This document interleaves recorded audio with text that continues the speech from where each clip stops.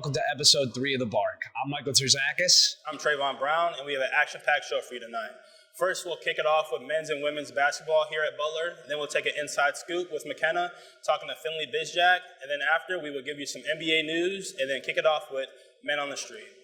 Let's send it over to Matt, where he broke down Butler men's basketball's 2-game road trip.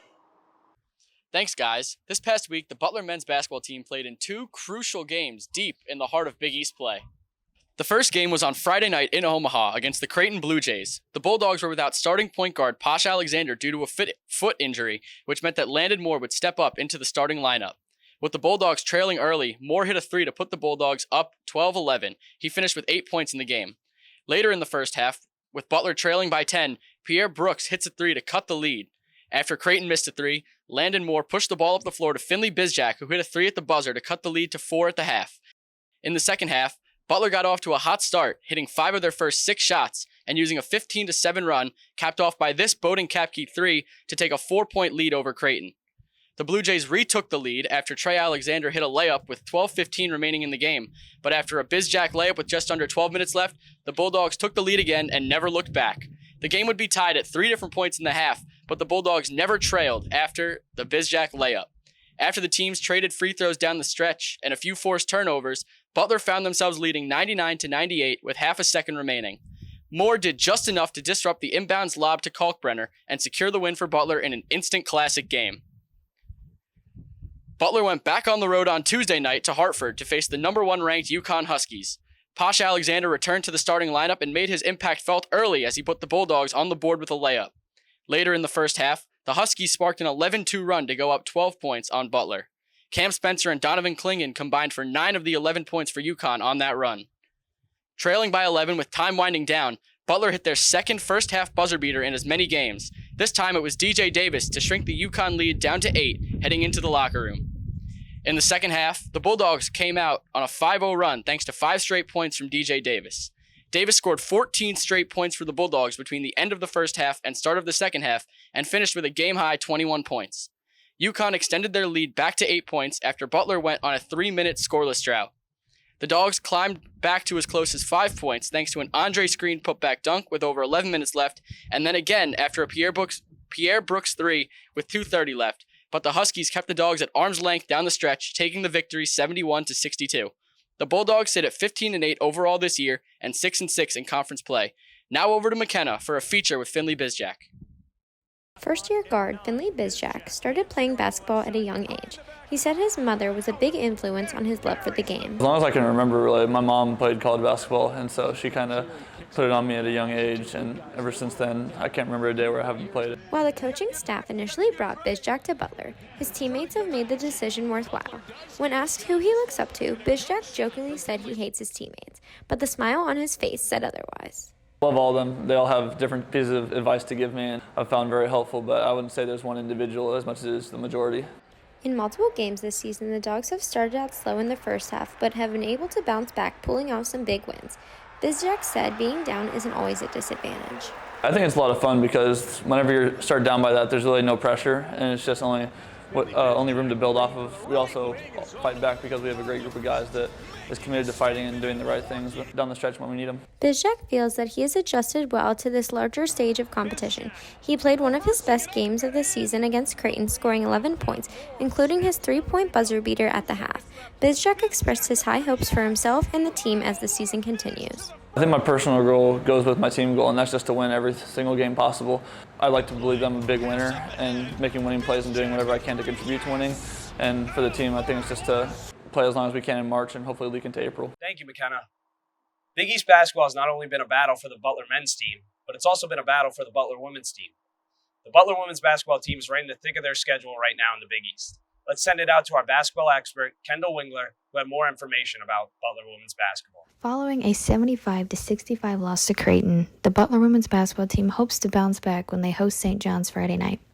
Cindy Janes led the Bulldogs with 15 points, while 3 other Butler players finished in double figures. Emma Ronsick led the way for Creighton with 26 points. The Red Storm are coming off a 78-63 loss against 11th-ranked UConn Sunday in Connecticut. Brenaya Mayo led St. John's in scoring with 16 points, while Leah Edwards scored 33 for UConn. Butler has already played St. John's earlier this season, losing 60-42 in New York on January 17th. Janes led the way for Butler with 13 points. Butler is coming into this game on a 3-game losing streak and is 1-10 in conference play overall. They are led by senior guard Caroline Strandy, who leads Butler with 14.6 points and 7.2 rebounds per game. St. John's comes into Indy after the loss to UConn, but is 8-4 in conference play overall. Senior guard Unique Drake leads the Red Storm with 18.5 points per game. One of the biggest X factors of the game will be the three-point line. Butler ranks second in the Big East, shooting 38.5% from the three as a team, while St. John's is ninth, shooting just 30.6% from three. If Butler can heat up from behind the arc, it could go a long way in helping the Bulldogs secure the victory. Thank you, Kendall, for the inside scoop of the team. Let's take it to the pros as the NBA deadline is approaching us. I'll be taking a look at the top 3 trades that have been impactful of the NBA teams.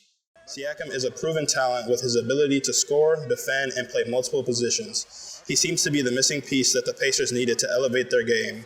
With averaging 22.2 points per game, 6.5 rebounds, and 5 assists, Pacers sit at the number 6 position in the Eastern Conference Finals. Moving on to some of in-conference competitors, the Raptors have added what may be the key piece to their rebuilding process. RJ Barrett, born and raised in Toronto, has made his way back home. In a trade between the Knicks and the Toronto Raptors, Raptors hope the developing young star can ignite the process of their rebuild. Coming off a 2019 NBA championship, the Raptors are in a bit of a transition period right now, with some key players getting older and moving on to other teams.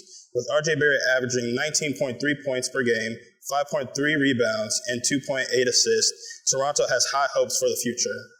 Moving on to the trade that may be the key for the Los Angeles Clippers to win it all, James Harden has been lights out for the Clippers since the trade, averaging 17 points per game, 5 rebounds, and 8.6 assists. The Clippers find themselves sitting in the number 1 spot in the Pacific Division. With the Clippers adding the 10-time All-Star to the roster, their future looks promising with Kawhi Leonard, Paul George, and Russell Westbrook as their playoff appearance approaches. While there have been many impact players who have already been moved, the clock continues to draw closer to 3, applying pressure to NBA teams to add that final piece to make them true NBA championship contenders. Here are a look at 3 impact players that could still be moved ahead of the deadline. My top trade target is DeJounte Murray. The Hawks have not been winning with him and Trae Young in their backcourt, and changes are forthcoming.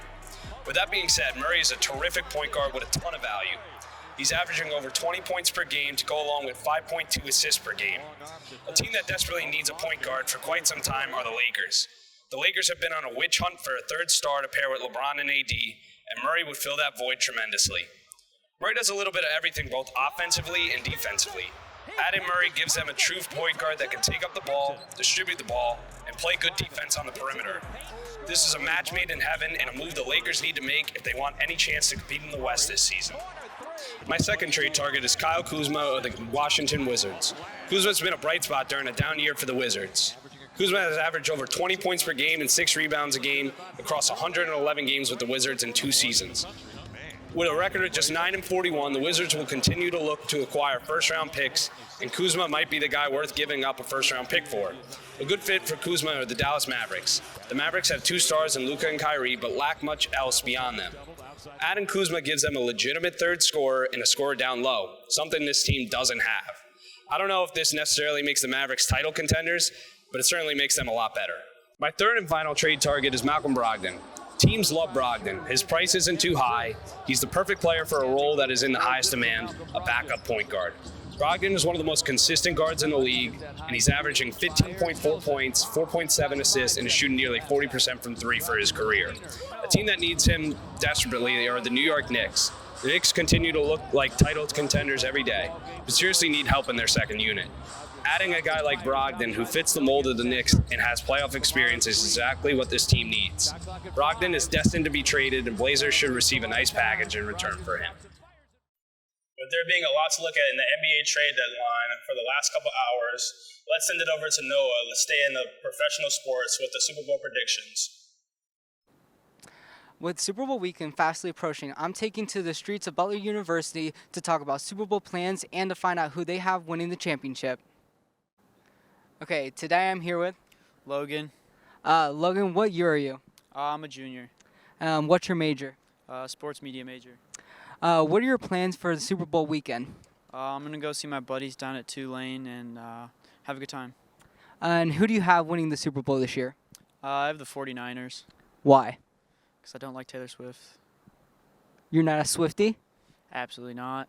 You just made a lot of people upset with that. I think she's a little overrated, and she's in Tokyo, so Hot take. Hot take. Okay, so today I'm here with Wesley. Wesley. What grade are you in? I'm a senior. And what is your major? I'm a journalism major with creative media and entertainment minor. Nice, nice. So Wesley, what are your plans for Super Bowl weekend? So the plan right now is to head home for a bit up in Chicago and spend some time with family. Nice, that sounds great. And who do you have winning the championship? I think the Chiefs are definitely going to take it. Oh, so you're okay. So today I'm here with Mia. and Mia. What year are you? I'm a junior. What's your major? Marketing. And do you have any plans for Super Bowl weekend? My plan is just watch the game with some friends. And who do you have winning the Super Bowl this year? The Chiefs. Awesome. Thank you so much. Okay, so today I'm here with Grace Hughes. and Grace. What year are you? I'm a sophomore. And what's your major? Marketing. And what plans do you have for Super Bowl weekend? I'm gonna make a bunch of appetizers and head over to my friend's house. Oh, that sounds great. And what team do you have winning the chip this year? The 49ers. Perfect. After talking to Butler students, it looks like it's an even split between the Chiefs and 49ers. It's all going to come down to Sunday Night Football. Back to you guys in the studio. Thank you, Noah, for that entertainment piece. I'm Trayvon Brown. And I'm Michael Terzakis. Thank you for watching. Stay classy and go Dogs.